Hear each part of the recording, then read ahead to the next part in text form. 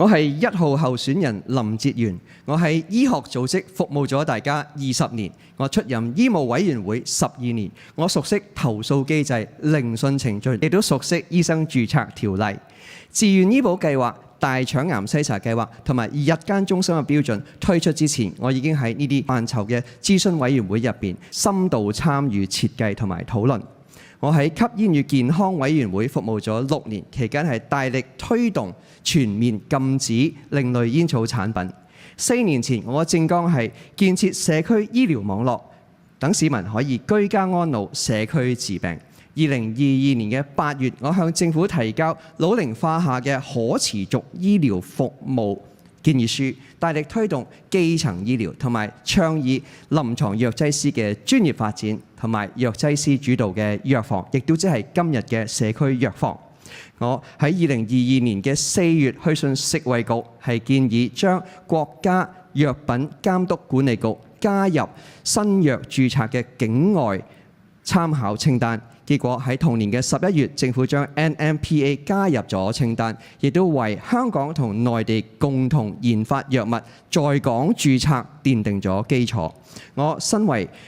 護士註冊修訂條例同埋輔助醫療業修訂條例法案委員會嘅主席，我熟悉政策、熟悉條例，亦都推動咗物理治療師同埋職業治療師嘅免轉介安排，同埋中醫師使用現代科技輔助診斷。而家大家嘅診所系統可以自動對接醫健通，背後就係我同政府不斷嘅遊說工作嘅成果。我關注跨境醫療廣告氾濫，我亦都有具體嘅政策係會建議政府修訂2條條例，全面限制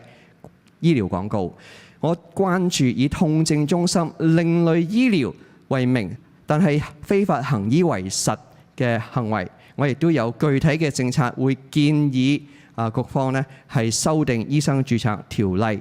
只容許醫護人員係提供治療。我會繼續監督政府同埋公營機構優先聘用本地畢業嘅醫護人員，確保佢哋有訓練同埋就業嘅機會。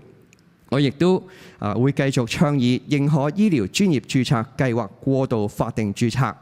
增加佢哋嘅監管，確保市民有更好嘅、更專業嘅服務。基層醫療方面，我會繼續推動精神健康、認知障礙同埋兒童視力嘅篩檢。我係林哲玄，我有往績、有承擔、熟悉政策、知行合一。12月7號請大家投票支持林哲玄。